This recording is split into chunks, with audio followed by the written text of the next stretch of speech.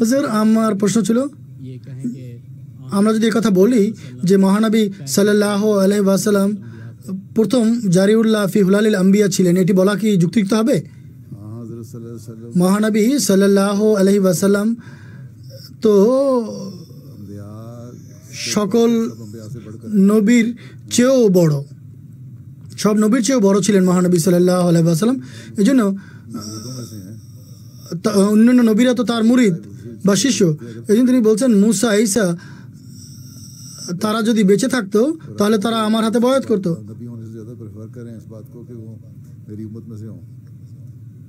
আর অনেক নবী তো এই আকাঙ্ক্ষা ব্যক্ত করেছে তারা যেন আমার উম্মত বা আমার অনুসারী হতে পারে। মহানবী সাল্লাল্লাহু মোকাম তো অনেক বড়, ঠিক আছে। তবে আল্লাহ তাআলা পুরনো সকল শিক্ষা মহানবী সাল্লাল্লাহু আলাইহি ওয়াসাল্লামের উপর অবতীর্ণ শিক্ষার মধ্যে অন্তর্ভুক্ত করে দিয়েছেন, যেগুলো ভালো শিক্ষা, এবং আরও অনেক বেশি শিক্ষা আল্লাহ তাআলা অবতীর্ণ করেছেন। নবীদের পোশাকে পাহলওয়ান হচ্ছেন মসিমা আসলাম। মসিমা আসলামকে আল্লাহ তাআলা বলছেন জারিউল্লাহ ফি হুলালিল আম্বিয়া, যে সব নবীর পোশাকে তিনি পাহলওয়ান। এ কারণে যে তিনি মহানবী সাল্লাল্লাহু আলাইহি ওয়াসাল্লামের দাস,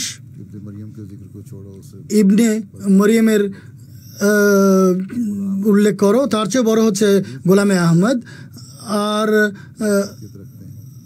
সকল নবীর উপর তিনি শ্রেষ্ঠত্ব রাখেন, অথবা তিনি সকল নবীর পোশাকে পরিধান করেছেন বা সব নবীর গুণ বৈশিষ্ট্য অবলম্বন করেছেন। আমার দৃষ্টিতে যদি তোমরা এর ব্যাখ্যা এমনটি করো তাহলে সম্ভব নয়। মহানবী সাল্লাল্লাহু আলাইহি ওয়াসাল্লাম মোকাম তো সবার চেয়ে বড়, তিনি খাতামান নবীন, সব নবীর চেয়ে তিনি শ্রেষ্ঠ ছিলেন।